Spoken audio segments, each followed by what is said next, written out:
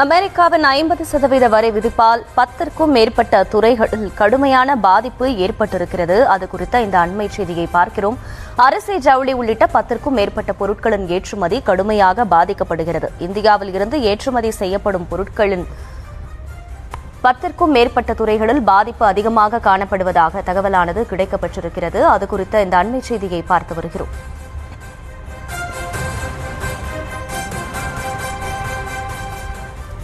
அமெரிக்காவின் 50% வரி விதிப்பால் 10க்கும் மேற்பட்ட துறைகளில் கடுமையான பாதிப்பு ஏற்பட்டிருப்பதாக தகவல் கிடைக்கப்பட்டிருக்கிறது. விவரங்களை எமது செய்தியாளர் ராஜேஷ் இணைகிறார், அவரிடம் கேட்கலாம். ராஜேஷ், வணக்கம். 10க்கும் மேற்பட்ட துறைகள்ல பாதிப்பு அப்படின்னு செய்தி சொல்லுது. எந்தெந்த துறைகள்ல கடுமையான பாதிப்புகள் ஏற்படுது? குறிப்பா நம்ம எடுத்துக்கிட்டோம்னா தமிழ்நாடு, குஜராத் உள்ளிட்ட மாநிலங்கள்ல இருந்து ஏற்றுமதி செய்யப்படும் பொருட்களில் தான் அதிகமான பாதிப்பு கண்டறியப்படுவதாகவும் சொல்லப்படுது. இதனை ஈடுகட்ட என்ன மாதிரியான வழிவகை செய்ய வேண்டும் இந்தியா தரப்பிலிருந்து? முழு விவரங்கள். வணக்கம். அமெரிக்கா விதித்திருக்கக்கூடிய 50% வரி விதிப்பால் இந்தியா முழுவதும் பெரும் பாதிப்பு ஏற்படக்கூடிய சூழல் ஏற்பட்டிருக்கிறது. குறிப்பாக உற்பத்தியை நம்பி இருக்கக்கூடிய பல துறைகள் மிகப்பெரிய பின்னடைவை அல்லது ஒரு பெரிய தேக்கத்தை சந்திக்கக்கூடிய சூழல் ஏற்பட்டிருக்கிறது. இது இந்தியா முழுமைக்குமே பாதிப்பு என்று சொன்னாலும் உற்பத்தியை அதிக அளவில் செய்யக்கூடிய தமிழ்நாடு, குஜராத், மும்பையை உள்ளடக்கிய மகாராஷ்டிரா இது போன்ற மாநிலங்கள்ல ஒரு மிகப்பெரிய தாக்கத்தை ஏற்படுத்தும் என்று சொல்லப்படுகின்றது. குறிப்பாக பல துறைகள் இதில் பாதிக்கப்பட்டாலும் ஒரு டாப் 10 துறைகள் என்று எந்தெந்த துறைகள் பாதிக்கப்படுகிறது என்பதை நாம் பார்க்கலாம். ஒட்டுமொத்தமாக அமெரிக்காவினுடைய இந்த 50% வரி விதிப்பின் காரணமாக 4,20,000 கோடி ரூபாய் அளவுக்கு ஏற்றுமதி பாதிப்பு ஏற்படும் என்று எதிர்பார்க்கப்படுகிறது. இந்த 4,20,000 கோடி இந்த அமௌண்ட்டை எப்படி நம்ம புரிஞ்சுக்கலாம் அப்படின்னா, தமிழ்நாட்டுடைய ஒரு ஆண்டுக்கான ஒட்டுமொத்த பட்ஜெட்டே 4 லட்சம் கோடி தான். அப்படிப்பட்ட ஒரு மிகப்பெரிய அமௌண்ட், ஒரு மிகப்பெரிய தொகை பாதிப்பு ஏற்படக்கூடிய ஒரு சூழல் ஏற்பட்டிருக்கிறது. இதன் காரணமாக உற்பத்தி, அதே போல முதலீட்டாளர்கள், அதனை நம்பி இருக்கக்கூடிய தொழிலாளர்கள், நேரடியாகவும் மறைமுகமாகவும் பணியாற்றக்கூடிய ஊழியர்கள், கூலி உள்ளிட்ட பல தொழிலாளர்கள் இதில் பாதிக்கப்படக்கூடிய சூழல் ஏற்பட்டிருக்கிறது. இதுல முதல்ல நாம் பார்க்கும்போது பாசுமதி அரிசி ஏற்றுமதி. அந்த பாசுமதி அரிசியை பொறுத்தவரையிலே இந்தியா உள்ளிட்ட பல்வேறு நாடுகளிலிருந்து அமெரிக்காவுக்கு ஏற்றுமதி செய்யப்பட்டாலும் இந்தியாவிலிருந்து செல்லக்கூடிய அந்த நெல் ரகத்திற்கு, அந்த அரிசிக்கென்று தனி மவுஸ் இருப்பதாக சொல்லப்படுகின்றது. 2024-25 கடந்த நிதியாண்டுல மட்டும் 3,500 கோடி அளவுக்கு பாசுமதி அரிசி இந்தியாவிலிருந்து அமெரிக்காவுக்கு ஏற்றுமதி செய்யப்பட்டிருக்கிறது. ஏற்கனவே 11% இருந்த அந்த வரி விதிப்பு தற்போது 50% கூடுதலாக விதிக்கப்பட்டிருக்கக்கூடிய காரணத்தால் 61% இது மாறி இருக்கின்றது. இந்தியாவில் டெல்லி, ஹரியானா போன்ற மாநிலங்களிலிருந்து அமெரிக்காவிற்கு இந்த பாசுமதி அரிசி ஏற்றுமதி செய்யப்படுகிறது. தற்போது அங்கு அதிகமான வரி விதிப்பின் காரணமாக இந்தியாவிலிருந்து அரிசி வாங்குறதை விட மற்ற நாடுகளிடமிருந்து அரிசியை வாங்கிக் கொள்ளலாம். காரணம், அங்கு குறைவான விலையில் கிடைக்கும். நம்முடைய நாட்டிலிருந்து அங்கு அந்த அரிசியை வாங்கினால் வரியோடு சேர்த்து பார்க்கும் போது அது மிகப்பெரிய, உதாரணத்துக்கு ஒரு கிலோ 100 ரூபாய்க்கு வாங்கி கொண்டிருந்தார்கள் என்று நாம் எடுத்துக்கொண்டால் இனி அது 150 ரூபாய்க்கு கிடைக்கும். ஆனால் அருகில் இருக்கக்கூடிய வங்கதேசமோ அல்லது பாகிஸ்தானோ அல்லது மற்ற நாடுகளிலிருந்து ஏற்றுமதி செய்யக்கூடிய இந்த பாசுமதி அரிசி அதே 100 ரூபாய்க்கோ அல்லது ஒரு 120 ரூபாய்க்கோ கிடைக்கும் என்றால் அவர்கள் அந்த நாடுகளிலிருந்து கிடைக்கக்கூடிய அரிசியை தான் பிரிஃபர் செய்வார்கள், தேர்வு செய்வார்கள் என்று வல்லுநர்கள் தெரிவிக்கிறார்கள். அது மட்டும் இல்லாமல் ஆடை ஏற்றுமதியில் கடுமையான பாதிப்பு ஏற்படும் என்றும் சொல்கின்றார்கள். அதாவது ஆடை ஏற்றுமதியை பொறுத்தவரையிலே இந்தியாவில் தமிழ்நாடு, பஞ்சாப், டெல்லி, கர்நாடகா போன்ற மாநிலங்கள் கோலோச்சக்கூடிய மாநிலங்களாக இருக்கிறது. தமிழ்நாட்டை பொறுத்தவரை நமக்கு தெரியும், திருப்பூர், ஈரோடு, நாமக்கல் போன்ற மாவட்டங்களிலிருந்து அதிகமான ஆயத்த ஆடைகள், குறிப்பாக பின்னலாடை நம்பி இருக்கக்கூடிய நிறுவனங்கள், லட்சக்கணக்கான தொழிலாளர்கள் அந்த மாவட்டங்களில் இருக்கின்றார்கள். எனவே நேரடியாக இந்த அமெரிக்க வரி விதிப்பின் காரணமாக திருப்பூர் மாவட்டத்தில் இருக்கக்கூடிய லட்சக்கணக்கான தொழிலாளிகள் பாதிக்கப்படக்கூடிய ஒரு சூழல் ஏற்பட்டிருக்கிறது. இதற்கு முன்பு 12% இருந்த இந்த வரி தற்போது 50% வரி விதிப்புக்கு பிறகு 62% உயர்ந்திருக்கிறது. அதன் காரணமாக பல ஆயத்த ஆடைகள் இந்தியாவிலே தேங்கி நிற்கக்கூடிய ஒரு சூழல் ஏற்பட்டிருப்பதாக ஏற்றுமதியாளர்கள் தெரிவிக்கிறார்கள். கடந்த நிதியாண்டில் மட்டும் 30,000 கோடி அளவுக்கு அமெரிக்காவுக்கு நாம் ஆடைகளை ஏற்றுமதி செய்திருக்கின்றோம். எனவே அந்த வர்த்தகத்தில் பாதிப்பு ஏற்படுவதற்கான வாய்ப்பு இருப்பதாக சொல்கிறார்கள்.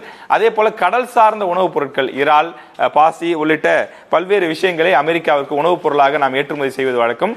குறிப்பாக ஆந்திராவிலிருந்து வெள்ளை இறால் அதிக அளவில் ஏற்றுமதி செய்யப்படும்.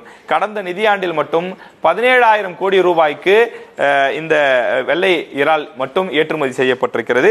தற்போது அமெரிக்காவினுடைய வரி விதிப்பால் இந்த வரி 60% உயர்ந்திருக்கிறது. எனவே ஆந்திராவிற்கு இது ஒரு மிகப்பெரிய சவாலாக, பெரிய நெருக்கடியாக, ஒரு பொருளாதார சிக்கலாக மாறுவதற்கான வாய்ப்பு இருக்கிறது. அங்கு இறால் வளர்த்து வரக்கூடிய அந்த பண்ணை உரிமையாளர்கள், அதனை நம்பி இருக்கக்கூடியவர்களெல்லாம் அந்த இறாலை இனி என்ன செய்வார்கள்? வேறு மாநிலங்களுக்கோ அல்லது வேறு நாடுகளுக்கோ அவற்றை ஏற்றுமதி செய்ய வேண்டிய தேவை இருக்கிறது. எனவே அதே அளவுக்கான அந்த வருவாய் அதில் கிடைக்குமா என்ற ஒரு சந்தேகமும் எழுகின்றது. அடுத்ததாக வீட்டு உபயோக பொருட்கள், அதுல குறிப்பாக ஜவுளி பொருட்கள், அதாவது மெத்தை விரிப்பு, சோபா கவர் போன்ற பல்வேறு விஷயங்கள் இருக்கிறது. இந்த வரியை உயர்த்திருக்கக்கூடிய காரணத்தினாலே 59% அது உயர்ந்திருக்கின்றது. கடந்த நிதியாண்டில் மட்டும் இந்த வீட்டு உபயோக ஜவுளி பொருட்களுக்கு 26,000 கோடி ரூபாய் அளவுக்கு நாம் வர்த்தகத்தை ஈட்டி இருக்கின்றோம். அந்த அளவுக்கு ஏற்றுமதி செய்திருக்கின்றோம். குறிப்பாக மகாராஷ்டிரா, ஹரியானா போன்ற இடங்கள்ல இது போன்ற விஷயங்கள், இந்த வீட்டினுடைய இந்த சோபாக்கள் மற்றும் மெத்தை விரிப்புகள் போன்றவற்றை கைவினை பொருட்களாகவும் கூட அவர்கள் அதிக அளவில் செய்து வருகின்றார்கள். பல இடங்களில் குடிசை தொழில் போலவும் அந்த மாநிலங்களில் இது செய்யப்படுகின்றது. அங்கு உற்பத்தி ஆகக்கூடிய இந்த விஷயங்களை, இந்த ஜவுளிகளை எல்லாம் அமெரிக்காவுக்கு ஏற்றுமதி செய்து வந்தார்கள். அதுவும் பெரிய சிக்கலை சந்திக்கக்கூடிய நிலை உருவாகி இருக்கிறது. அதே போல தங்கம், வெள்ளி ஆகியவற்றையெல்லாம் நாம் பல நாடுகளிலிருந்து இறக்குமதி செய்தாலும் கூட இங்கு தங்க ஆபரணங்களாக செய்யப்பட்டு அமெரிக்காவுக்கு ஏற்றுமதி செய்து வந்தோம். அமெரிக்காவுக்கு கடந்த ஆண்டு மட்டும் 31,000 கோடி ரூபாய் அளவுக்கு தங்கம் மற்றும் வெள்ளி நகைகள் ஏற்றுமதி செய்யப்பட்டிருக்கிறது. ஏனென்றால் தமிழ்நாடு, ஆந்திரா உள்ளிட்ட பல்வேறு இந்தியர்கள் அமெரிக்காவில் வசிக்கிறார்கள். அது மட்டும் இல்லாமல் பல நாடுகளை சார்ந்தவர்களும் பல்வேறு விதமான ஆபரணங்களை வாங்குவதற்கு ஆர்வம் காட்டுகிறார்கள். அதிலும் குறிப்பாக பல காலங்களாக நாம் தங்கம் மற்றும் வெள்ளியிலே ஆபரணங்கள், மன்னர் காலத்திலிருந்தே பலவிதமான அணிகலன்களை செய்வதில் இந்தியர்கள் வல்லவர்களாக இருக்கிறார்கள். எனவே இந்தியாவிலிருந்து ஏற்றுமதி ஆகக்கூடிய இந்த அணிகலன்களுக்கு அமெரிக்காவில் தனி மவுசு உண்டு என்று சொல்கிறார்கள். எனவே தேடி தேடி அதனை வாங்குவார்கள் என்று சொல்கிறார்கள். ஆனால் தற்போது 5%இலிருந்து 55% இந்த தங்கம் மற்றும் வெள்ளிக்கான, நகைக்கான அந்த வரியை ஏற்றி இருக்கிறார்கள். எனவே நாம் சொல்ல வேண்டியதில்லை, முன்பு வாங்கிய தொகையை விட பல மடங்கு கூடுதலான தொகை கொடுத்து தங்க நகைகளை வாங்க வேண்டிய சூழல் அமெரிக்காவிலே, அதாவது இந்தியாவிலிருந்து ஏற்றுமதி செய்யக்கூடிய அந்த தங்க நகைகளை வாங்க வேண்டிய சூழல் ஏற்பட்டிருக்கிறது. அதன் காரணமாக இனி இந்தியாவிலிருந்து ஏற்றுமதி ஆகக்கூடிய தங்க நகைகளை அமெரிக்கர்கள், அங்கு வசிக்கக்கூடிய இந்தியர்கள், பிற நாட்டவர்கள் வாங்குவார்களா என்ற சந்தேகம் ஏற்பட்டிருக்கிறது. அதனால் இந்தியாவினுடைய வர்த்தகம் பெரிய அளவிலே பாதிக்கப்படுவதற்கான சூழல் ஏற்பட்டிருக்கிறது. இது தவிர தரை விரிப்புகள் ஏற்றுமதியும் கூட ஒரு மிகப்பெரிய வர்த்தகமாக இருந்திருக்கிறது. இதற்கு முன்பு 3% இருந்த அந்த வரி என்பது தற்போது 53% மாற்றப்பட்டிருக்கிறது. கடந்த நிதியாண்டில் மட்டும் அமெரிக்காவுக்கு 10,000 கோடி மதிப்புள்ள தரை விரிப்புகளை நாம் ஏற்றுமதி செய்திருக்கின்றோம். எனவே அதில் ஒரு சிக்கல் ஏற்பட்டிருக்கக்கூடிய அந்த செய்தியை பார்த்து கொண்டிருக்கிறோம். அதே போல எந்திரங்கள் மற்றும் உதிரி பாகங்கள் ஏற்றுமதி, அமெரிக்காவுக்கு ஏற்றுமதியாகக்கூடிய எந்திரங்கள் மற்றும் உதிரி பாகங்களுக்கான அந்த வரி என்பது இதற்கு முன்பு 1.3%, அதாவது 2%க்கும் கீழே தான் இருந்துச்சு. இப்ப 50% கூடுதலாக விரித்திருக்கக்கூடிய காரணத்தினால் கிட்டத்தட்ட 52%, அதாவது 51.3% இந்த வரி உயர்ந்திருக்கின்றது. கடந்த ஆண்டுல மட்டும் நாம் பார்க்கும்போது இந்த எந்திரங்கள் மற்றும் உதிரி பாகங்கள் ஏற்றுமதியின் மூலமாக 58,000 கோடி ரூபாய் அளவுக்கு நாம் ஏற்றுமதி செய்திருக்கின்றோம். குறிப்பாக பஞ்சாப், டெல்லி உள்ளிட்ட மாநிலங்களிலிருந்து அதிக அளவில் இந்த எந்திரங்கள் மற்றும் எந்திரங்களுக்கு தேவையான இந்த மோட்டார் உதிரி பாகங்கள் ஆகியவற்றை நாம் ஏற்றுமதி செய்திருக்கிறோம் என்ற விஷயத்தையும் குறிப்பிடுகிறார்கள். இந்த எந்திரங்கள் மட்டும்தானா என்று பார்க்கும்போது வாகன உற்பத்தி நமக்கு தெரியும். சென்னை, காஞ்சிபுரம், அதே போல திருவள்ளூர், இது போன்ற சுற்று வட்டார அந்த மாவட்டங்களில் அதிகமான மோட்டார் நிறுவனங்கள் இருக்கிறது. இது போல இந்தியாவினுடைய பல இடங்களிலும் மோட்டார் வாகன உற்பத்தி என்பது இருக்கின்றது. இந்தியாவை பொறுத்த வரையிலே கடந்த நிதியாண்டில் 56,000 கோடி ரூபாய் அளவுக்கு வாகன உதிரி பாகங்கள் ஏற்றுமதி என்பது நடைபெற்றிருக்கின்றது. இதற்கு முன்பு இந்தியாவிலிருந்து அமெரிக்காவுக்கு ஏற்றுமதி செய்வதற்கு இந்த வாகனங்களை ஏற்றுமதி செய்வது ஒரே 1% மட்டும்தான் வரி இருந்தது. தற்போது அது 51% உயர்ந்திருக்கின்றது.